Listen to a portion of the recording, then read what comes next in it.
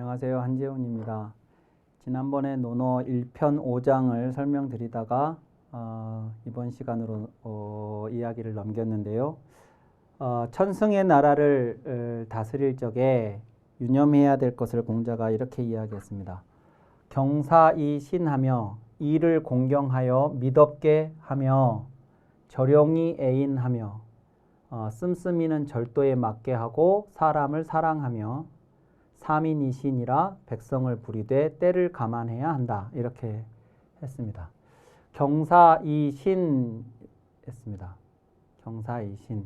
이를 공경하여 믿었게 하라 했는데 우선 여기서 중요한 게 우리가 이제 공경하다 그러면 노인이나 어른 혹은 신, 더 높게는 하늘, 이렇게 하늘을 공경하다, 신을 공경하다, 어른을, 노인을 공경하다, 뭐 이렇게 공경할 경자를 주로 사용을 하는데 여기서는 이를 공경하다 이렇게 했습니다. 경사. 이 경사라는 것도 이 경사에 관한 공자의 이야기도 논어를 읽으면서 우리가 반드시 주목을 해야 할 이야기입니다.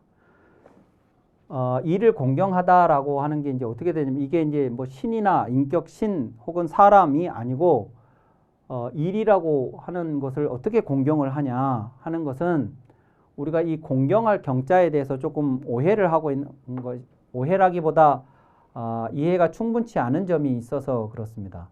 저 공경하다라는 것은 노인이나 어른이나 신에게 뭐 깍듯이 대하고 이런 의미만 있는 게 아니고 공경하다의 이제 기본적인 성격이 이 글자의 성격이 뭐냐? 그러면 두려움입니다. 두려움이 이 공경할 경자의 기본적인 성격입니다. 그러니까 노인을 공경하라, 특히 신을 공경하라, 하늘을 공경하라 에도 기본적으로는 그래서 신에게 뭘 해드리고 뭘 하고 이게 아니라 그런 감정을 갖는 것이 1차적인 겁니다. 두려움을 갖는 거. 그게 종교적 심성이거든요. 신을 두려워하는 마음을 갖는 거. 하늘을 두려워할 줄 아는 거. 그게 두려움이라는 게 공포감을 말하는 게 아닙니다. 우리가 이 경자를 써서 두려워할 외자를 쓰면 이게 경외거든요. 경외. 경외는 공포하고 다른 거잖아요. 두려워하는데 그런데 가까이 가고 싶은 마음이에요. 근데 가까이 갈 수가 없어서 조심스러워서 그래서 두려워하는 거지 공포스러워서 멀리하고 싶은 감정이 아닙니다. 그러니까 경이라는 것은 기본적으로 두려움이고 그 두려움의 대상, 그런데 그 심정적으로는 가까이 가고 싶은 그 대상에게 쉽게 다가갈 수 없는 만큼 내가 행동을 할 때 실수를 하면 안 된다는 생각을 당연히 갖게 돼요.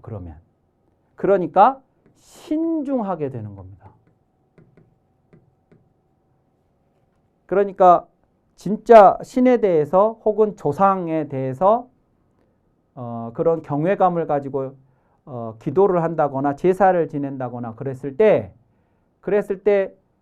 이제 예컨대 이제 우리 할아버지, 아버지께서 제사를 지낸다 그랬을 때 이제 술잔을 올리는 장면을 한번 떠올려 보시면 제사를 지내는 그 공간 분위기도 숨소리조차 들리지 않을 만큼 아주 조용한 상태에서 술잔을 올릴 때 덜덜덜덜덜덜덜 이렇게 합니다.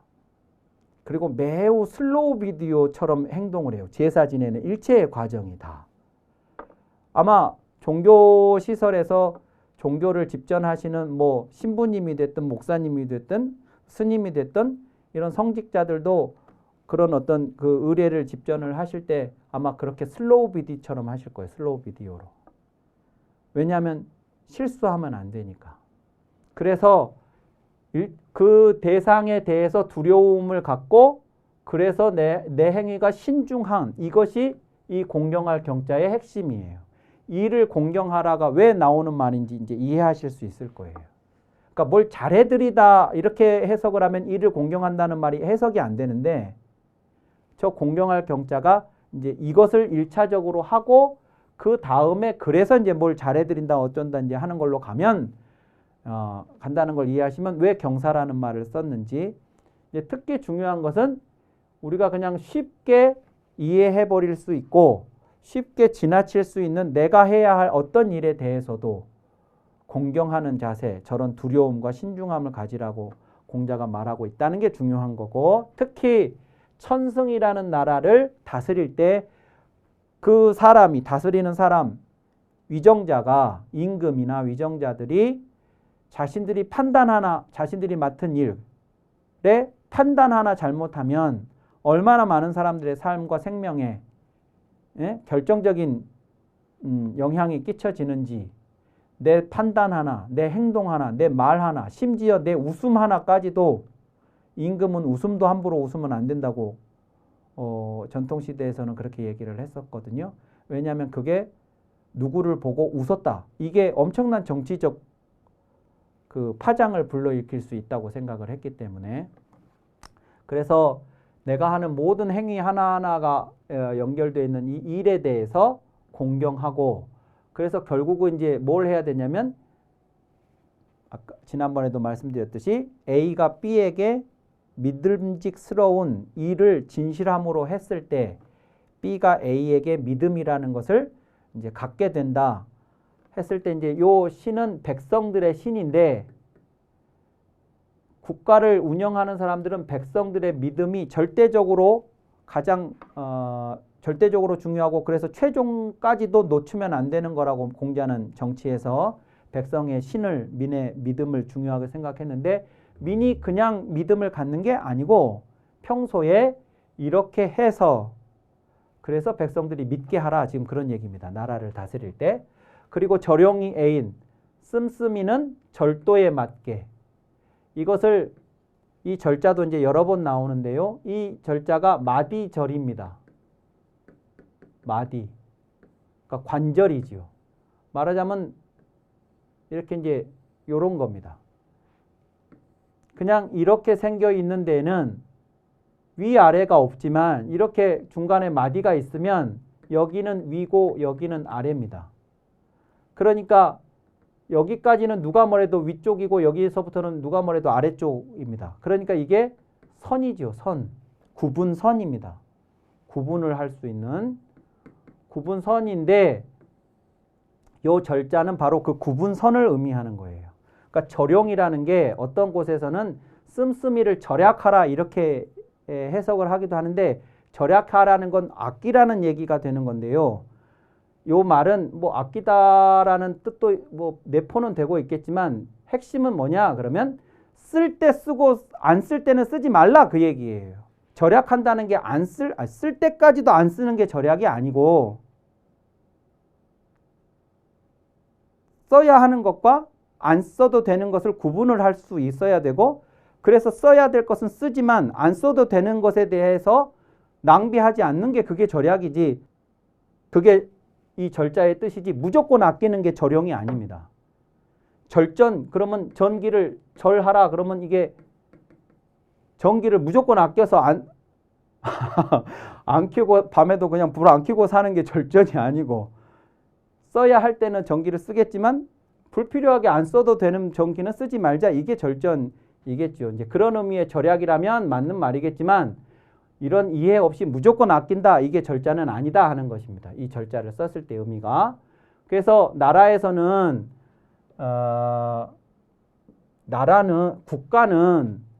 국가는 생산 주체가 아닙니다. 쌀 한 톨도 생산해내지 않아요. 국가는 무조건 소비하는 데입니다. 그 소비를 하려니까 백성들한테 세금을 걷는 거죠.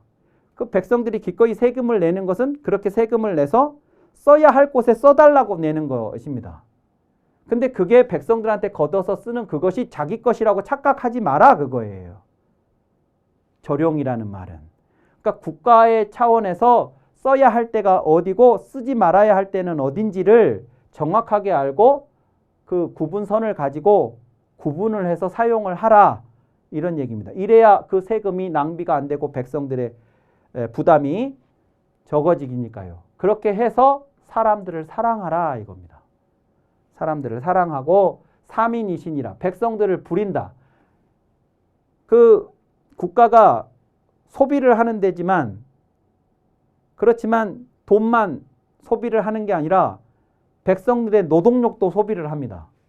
길을 하나 닦으려고 그래도 백성들 동원해다가 길을 닦고 성을 쌓으려도 백성들 동원해서 성 쌓고 그렇습니다. 다리를 놓아도 그렇고요. 전통시대에는 다 그렇게 했죠. 그러니까 백성들을 부려야 돼요. 데려다가 노동력을 쓸 수 있는 권한을 국가한테 주는 이유가 그래야 국가가 운영이 되니까 그러는 것이죠. 그런데 저 백성들을 내가 아무 때나 아무 목적으로나 데려다가 쓸 수 있다고 착각하지 마라. 이겁니다. 요 얘기를 하는 것은. 특히 아무 때나가 아니고 백성들을 부려야 할 때를 가려서 부리라는 얘기예요. 때로 시간을 감안해야 한다는 말이. 그러니까 이 백성들도 자기들이 생활을 해야 되는데 그러면 농경사회에서 농사를 지어야 하는데 이 농사라고 하는 것은 철저하게 시간하고 연결되어 있는데 1년 12달 아무 때나 씨 뿌릴 수 있는 게 아니고 씨 뿌릴 시간이 정해져 있어요. 또 농사를 기껏 다 지어놨어도 수확을 할 때 한가할 시간에 가서 수확을 하면 걔들이 기다려주고 있는 게 아니라 수확할 시기도 딱 며칠이에요. 그 시기를 놓치면 그냥 끝이에요. 씨를 뿌릴 수도 없고 수확을 할 수도 없어요. 그런 시간에 백성들을 데려다가 써버리면 백성들은 이제 죽는 거예요. 그러니까 백성을 안 부릴 수는 없고 부리기는 해야 되겠지만 때로써 하라, 시간으로 하라라는 말은 시간을 감안해서 백성들을 부려야 한다는 거죠. 근데 이런 이야기들이 전부 지금 뭐냐? 그러면 당시에 천승지국을 다스리는 나라들이 다 이렇게 안 했다는 얘기예요. 그러니까 제자들이 기록해 놓는 거예요. 이런 말들을. 그냥 일이라는 게 그냥 자기들이 하고 싶으면 하고 하기 싫으면 말고 자기들 마음대로 결정하고 국사를 그래가지고 백성들이 안 믿어주면 그냥 그거 막 다그쳐가지고 따라오게만 만들면 된다고 생각을 하고 또 뭐 이거 백성들한테 세금을 걷어 쓰는 게 자기들의 당연한 권리라고 생각하고 노동력 동원하는 것도 자기들에게 당연한 권리라고 생각하고 아무 때나 필요할 때 데려다 쓰면 된다고 생각을 하고 특히나 그걸 막 전쟁에 막 내보내고 이제 이런 식이 되면 절대로 이게 천승의 나라를 다스리는 방법이 아니다. 그런 얘기인 것이죠. 6장 보시겠습니다. 자왈 제자 입즉 효하고 출즉 제하며 근이 신하며 범애중호대 이 친인이니 행유 여력이어든 즉 이 학문이니라 그랬습니다. 선생님께서 말씀하셨습니다. 자제들은 여기 이제 제자 이렇게 나왔습니다. 그런데 제가 이제 자제들은 이렇게 번역을 했는데 왜냐하면 제자 이렇게 되면 스튜던트처럼 들리기 때문입니다. 근데 이 제자라는 말은 이런 말들은요. 이것만 그런 게 아니고 이것도 다 마찬가지인데 아버지라는 말은 아버지 독자적으로 성립할 수 있는 말이 아닙니다. 자식을 전제로 해야만 성립하는 말입니다. 그건 마치 낮이라는 말이 독립적으로 성립할 수 있는 말이 아니고 밤이라는 걸 전제로 해야만 낮이라는 말이 성립하는 것과 같아요. 그러니까 이 제자도 마찬가지인데 제라는 말은 형이라는 말을 상대어로 갖는 말이고 자라는 말은 부라는 말을 상대어로 갖는 말입니다. 그런데 부 이렇게 쓸 때는 부형이라고 먼저 쓰고 이렇게 쓸 때는 제자라는 말로 이렇게 써요. 물론 자제라고도 쓰지만 자제라고 쓸 때는 요걸 이제 바꿔놓은 건데 우리가 이제 자제들이 어떻게 되시냐 뭐 그러면 이제 아들들을 우리가 이야기하는 것처럼 들리지만 실은 이렇게 되는 겁니다. 제자라고 하든 자제라고 하든 그것은 부형을 전제로 하는 말인데 이 부형이 보호자들이에요. 그러니까 아버지가 살아 계시면 아버지가 보호자예요. 나의. 우리들의 자식들의 보호자인데 아버지가 돌아가셨어. 아버지가 돌아가셨으면 그 형제들 중에 큰 형이 보호자예요. 그래서 요즘에는 학부모 이렇게 했지만 한 20, 30년 전만 해도 학부형 이렇게 했었습니다. 그러니까 어머니가 보호자로 학교를 가거나 그런 게 하는 게 아니고 형님이 학교도 가고 뭐 이렇게 이제 했기 때문에 학부형 이렇게 하는 말이었죠. 그러니까 이제 이 부형이 보호자니까 이 부형의 보호 아래 있는 사람들이 제자예요. 이 사람들이 이제 그러니까 피보호자죠. 피보호자의 연령에 있는 사람들이 학습기에 있는 아이들이에요. 그렇죠? 그러니까 제자 이렇게 쓰는 겁니다. 그러면 이제 제자가 그러면 누군가의 아우이거나 누군가의 아들인 이런 사람들이 입즉효하고 출즉제하며 이랬죠. 들어가서는 효도하고 나와서는 공손하며 효제라는 말이 여기 나왔는데 요 제자도 요 아우 제자 옆에 요걸 쓴 건데 원래는 아우 제자가 아우라는 명사인데 이 아우는 형을 전제로 하는 거기 때문에 아우로서 형에게 어떤 태도를 지녀야 하는가 하는 것을 제시해 주는 말이 공손함입니다. 그러니까 아우다움이에요. 아우다움. 형에게 아우다움을 행하는 것이 공손함입니다. 그래서 요 아우 제자에 공손하다라는 뜻이 있는데 이걸 여기 마음심 부수를 넣어서 공손할 제자를 이제 별도로 나중에 만들어서 쓴 것인데 아우 제자를 써도 똑같은 겁니다. 들어와서는 효도하고 나와서는 공손하며 근이 신하며 행동을 삼가하고 말을 믿음직스럽게 믿었게 하며 근하고 신하며 근하고 신하며 할 때 요 근자는 삼갈 근자인데 행동을 유념해서 쓰는 말이고 믿을 신자는 말을 그렇게 하는 겁니다. 그러니까 이제 행동을 조심스럽게 하라는 얘기고 말을 할 때는 그 말이 빈말이 아니라 진실이 되도록 내가 미리 했던 말이 나중에 책임을 짐으로써 그 말이 진짜가 되도록 하라. 이게 믿었게 하는 거고요. 그 다음에 범애중호대 널리 많은 사람을 사랑을 하되 그러니까 이때의 중이라고 하는 것은 특정한 어떤 사람들이 아니라 많은 사람들을 대부분의 사람들을 사랑을 하되 이것이 이제 기본적으로 사람을 대하는 나의 기본적인 기조예요. 자세인데 그런데 그렇게 하되 인한 사람과 친하라 이랬죠. 인자와 친해야 한다. 인자와. 그러니까 이렇게 사람들이 있다 그러면 이 여기에 있는 모든 사람을 내가 기본적으로는 사랑을 하되 이 사람들보다 특히 인한 사람이 있다면 이 인한 사람과 더 친하게 지내라는 얘기입니다. 왜냐하면 이 사람들 중에는 내가 본받을 만한 사람이 아닌 사람도 있을 수 있어요.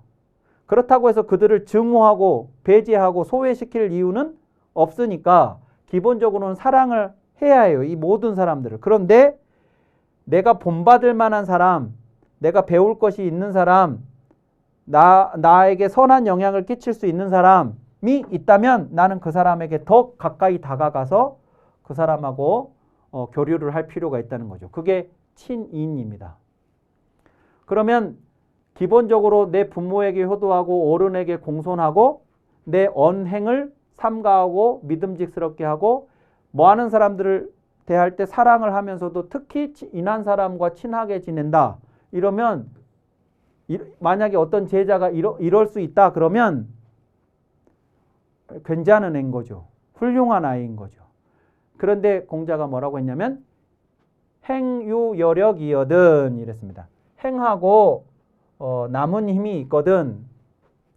행하고 여력이 있거든. 이 행하고는 요 앞에 이야기들 여기서부터 여기까지를 행하고 남은 힘이 있거든. 즉 이 학문이니라. 그 힘을 가지고 그 힘으로 글을 배우라. 그랬습니다. 자, 여기에서 이제 반전이 뭐냐면 아까 제가 제자 혹은 자제를 설명할 때 이 사람들이 피보호자고 피보호자가 학습기에 있는 연령대의 아이들을 말한다고 제가 말씀드렸어요. 그러면 이 아이들한테 우선적으로 우리가 요구할 게 뭐일 것 같냐면 글을 배우라. 근데 공자는 글을 배우라를 먼저 하지 않고 이런 걸 하고 남은 힘이 있으면 그 힘으로 글을 배우라 그랬습니다. 그러니까 이제 그건 뭐냐면 우리가 글을 배우는 이유가 뭐냐를 생각해 보라는 뜻이에요. 글을 배우는 이유가 그냥 지식과 정보를 내 머릿속에 집어넣으려고 글을 배우는 거냐, 아니면 사람답게 살라고 글을 배우는 거냐. 그랬을 때 공자는 사람답게 살라고 글을 배우는 거다는 거예요. 그러니까 이런 일상의 행동, 부모에게, 어른에게 내 말과 행동, 그리고 사람들을 대하는 기본적인 내 자세, 이런 것이 먼저 선행하지 않고 글을 배우는 건 그건 사상 누각이다. 모래 위에 성 쌓기다. 누각 짓는 거다. 이렇게 생각을 하는 거죠. 기본이 안 된 애가 글을 배우면 오히려 그 글이 해독이다. 이렇게 이제 본다고 볼 수도 있는 겁니다. 그래서 이걸 먼저 하라고 말을 하는 거고, 그러면 이제 이 정도 되면 웬만큼 훌륭한 아이인데 그러면 너는 글 안 배워도 되겠다. 이거는 또 아닌 거예요. 그래서 글을 배우라고 하는 겁니다. 근데 여기서 중요한 게 이제 요 여력이에요. 이렇게 행하고 남은 힘이 있을 수 있겠냐? 어떤 아이가 일상을 이렇게 사는데 이렇게 하고 남은 힘이 있을 수 있을까? 그게 쉽지가 않은 거라고요. 그러니까 이거는 뭐냐? 그러면 진짜로 남은 힘이 있어서 그 힘을 가지고 글을 배우라가 아니라, 여기서 지금 공자가 말하고 싶은 건 뭐냐면 이제 선후를 여기에 우선적인 가치를 두고 이것을 하면서 글을 배우라는 거예요. 이거 배제하고 이것만 배우는 것은 안 된다. 이 얘기를 이렇게 하는 거라고 볼 수 있는 거죠. 그러니까 이제 두 가지를 경계하는 거죠. 저런 거 다 필요 없고 아이들은 글 배워야 된다. 이것도 배제하는 거고, 이렇게 행동하기만 하면 글 안 배워도 상관없다. 이것도 배제하는 겁니다. 공자는 글 배우는 걸 대단히 중요하게 생각해요. 그러나 그것이 이것보다 우선할 수는 없다. 결국 저거 하자고 글을 배우는 거니까 이제 이렇게 이해하시면 되겠습니다. 근데 이 6장의 이 이야기는 이제 보통 이 7장에 공자의 또 다른 제자인 자하라는 제자가 한 말하고 많이 비교가 되는데요. 자하가 이런 얘기를 했습니다. 현현호대 역색하며 사분모호대 능갈기력하며 사군호대 능치기신하며 여붕우교호대 언이 유신이면 수할 미학이라도 오필위지하으라 허리라. 이런 말하고 이제 많이 비교가 되는데요. 자하라는 제자는 요 자하라는 게 이제 자입니다. 자. 공자의 제자들은 대체로 다 이렇게 표기가 돼요. 아까 유자하고 지난번에 증자가 예외적으로 표기가 된 거였고, 대부분의 제자들은 다 자라고 하는 걸로. 요 자라는 것은 성인이 되어서 관례를 했을 때, 관례를 치르면 그 관례를 하는 날 주는 이름입니다. 어른의 이름이에요. 이 사람의 성은 복시고 이름이 상이에요. 그리고 자가 자하입니다. 이 사람이 이렇게 이 제자가 이렇게 얘기했습니다. 현현호대 역색하며 어진이를 존중하되, 어진이를 목적어, 어진이를 요게 이제 동사예요. 요게 명사, 목적어고 요게 동사입니다. 그러면 어진이를 이게 어떻게 처리하라는 거냐? 그러면 어진이에 걸맞게 대우하다, 이런 뜻입니다.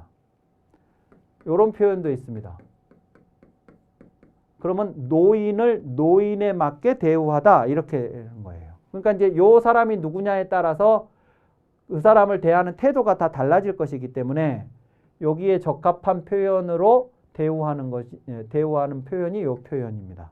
그것은 이제 그냥 존중하다라고 이렇게 썼습니다. 어진이를 어진이로 여기되 혹은 어진이로 대우하되 역색하며, 그러면 색을 좋아하는 마음과 바꿔서 하며 이랬습니다.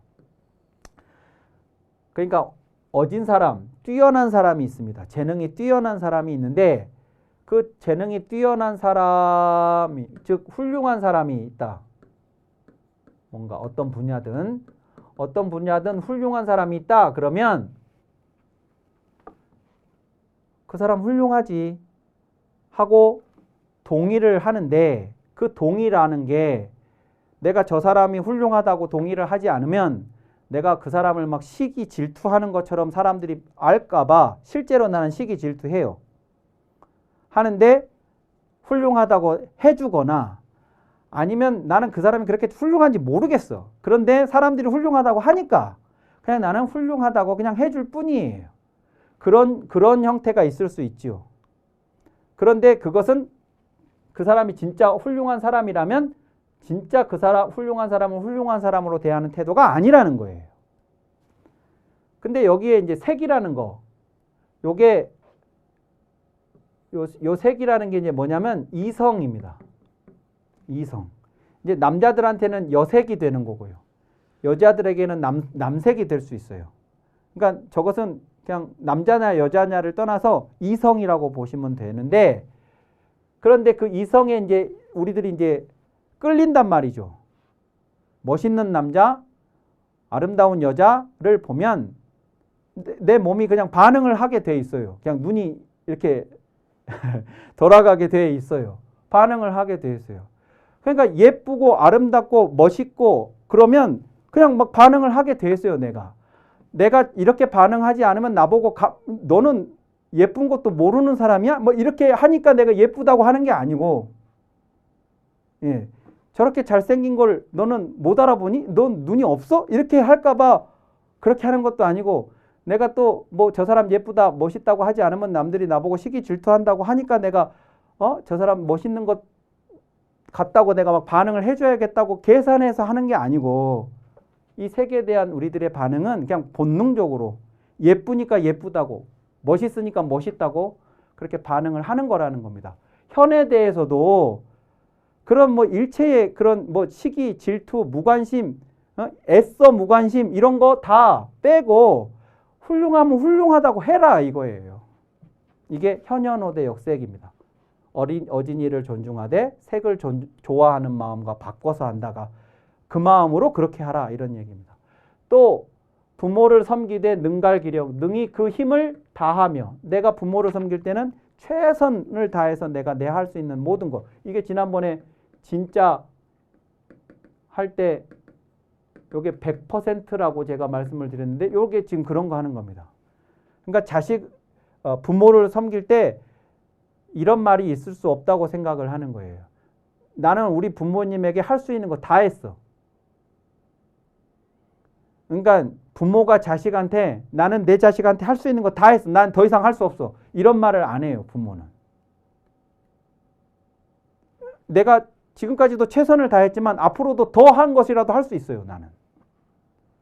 그렇게 하면 나는 더 이상은 못해라는 말을 못 하는 거죠.